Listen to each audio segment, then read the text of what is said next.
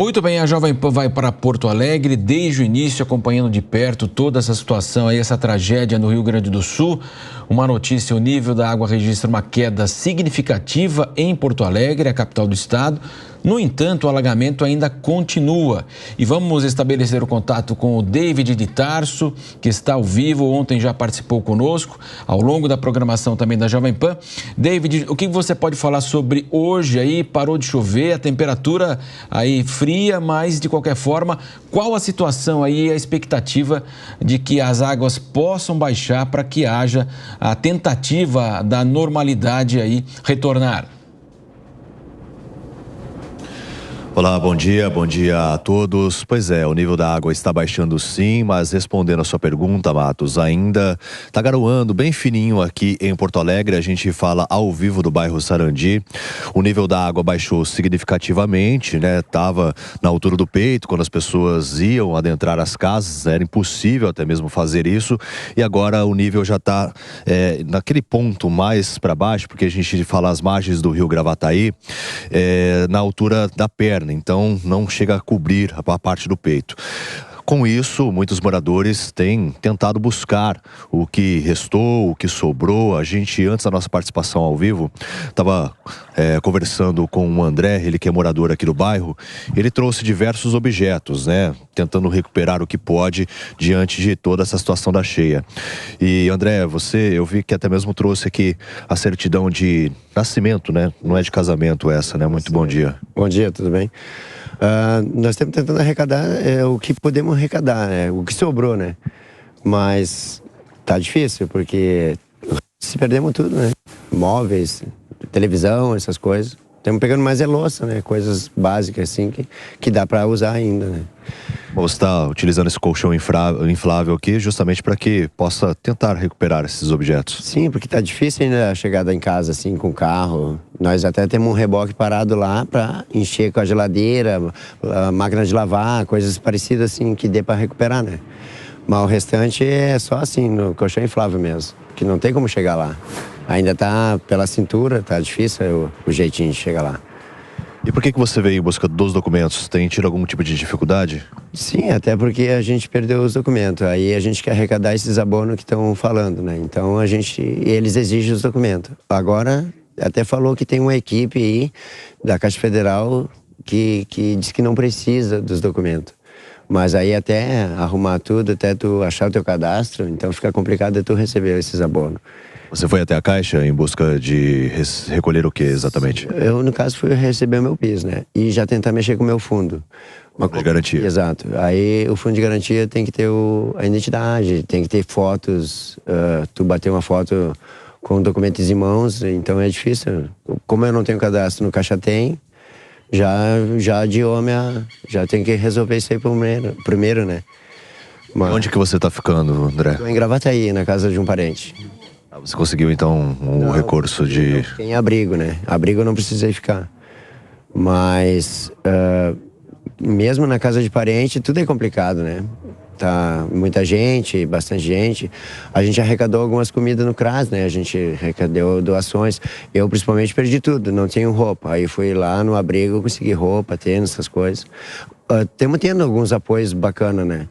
Mas agora vem a relação do dinheiro, da perca, de tudo que nós perdemos, né? É complicado. E o carro você conseguiu recuperar ou é carro emprestado que você está transportando? O carro conseguimos tirar antes da enchente. O resto ficou, não deu tempo para nada. Só tirar o carro e as pessoas, as crianças, e quando vê já deu no peito já. E eu vejo que tem muito lodo, né? Realmente é uma água muito suja, né? Muita sujeira, barro, um cheiro de peixe podre, tá horrível mesmo. Vai ser uma luta para recuperar tudo de novo, hein?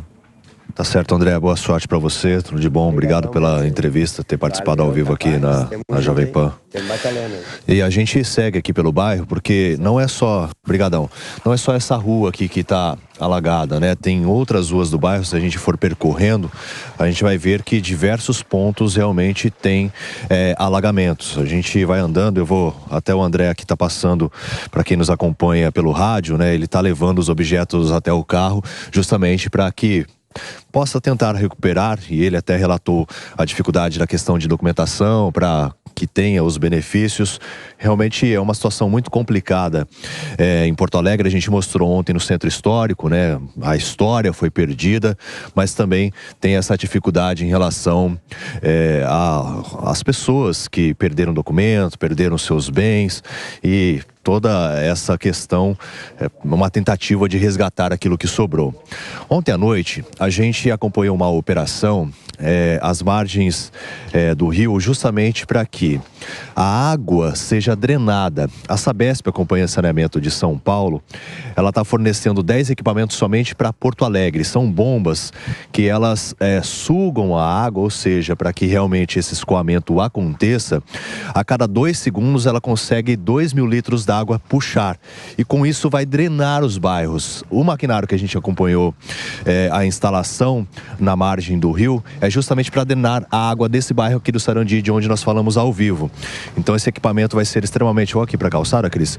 Esse equipamento vai ser extremamente necessário para que as pessoas possam voltar às suas casas. O nível da água está baixando, mas realmente tem muita água acumulada, a rede de esgoto está entupida, tem os entulhos, porque alguns moradores também foram retirando os objetos das casas e aí foi para a rede de esgoto, entupindo bueiros, tudo mais. Então essa situação ela é muito difícil, né, entre os moradores. Então a gente vai acompanhando de perto tudo isso, e esse maquinário que a gente acompanhou ontem, a instalação, ele deve começar a operar hoje, funcionar neste domingo.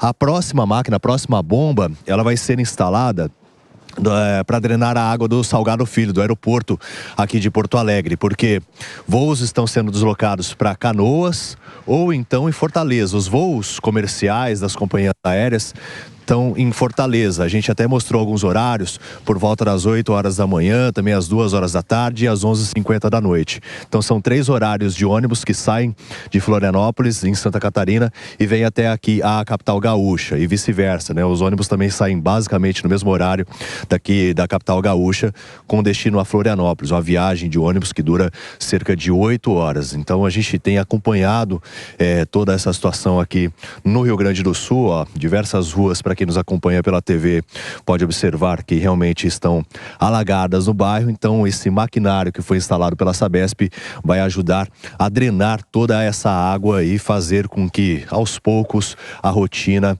vá retornando à normalidade. A gente vê ali um casal se preparando também, provavelmente vai tentar recuperar alguns objetos. Muitas pessoas têm usado essas roupas, tem sido bastante comum, que são chamadas de pantaneiras. Então a pessoa consegue até a altura do peito, né, entrar para que não fique completamente molhada. Mas claro que tem moradores, tem pessoas que não têm esse equipamento para conseguir acessar os imóveis, para conseguir chegar às suas casas. Realmente a gente vê que uma água que a gente mostrou até um animal morto ontem, um rato, em meio a peixe, enfim, uma água bastante contaminada, risco de bactéria. Então alguns se protegem como podem, outros realmente não têm esses equipamentos, e a gente vai acompanhando de perto toda essa tragédia aqui no Rio Grande do Sul e trazendo as informações ao vivo aqui na Jovem Pan. Valeu, David. Só uma dúvida, David, do ponto de vista técnico, eu estava até comentando com a Soraya, como se fala da utilização das bombas, né? Seria drenar de que local para local? Essa água vai ser armazenada? Onde ela vai ser dispensada? Surgiu essa dúvida para a gente aí. Como é que vai ser esse trabalho da bomba para tirar do local alagado e jogar em qual local? Funciona assim, essa bomba, por exemplo, essa que está sendo implementada pela Sabesp, né? A Sabesp está fornecendo, são 18 para o Rio Grande do Sul, mas 10 somente aqui na capital. Você observa que tem as ruas alagadas. O pessoal me explicou da Sabesp. Os técnicos me informaram que essa bomba, ela puxa o esgoto da água fluvial e até mesmo do esgoto. Essa rede é ligada, conectada a rede de esgoto, seja de água fluvial, das chuvas ou até mesmo de água do esgoto que a pessoa dá descarga, enfim. No som do E David. aí depois ela volta, ela... Pois não, pode concluir. Estão me ouvindo? Pode ir.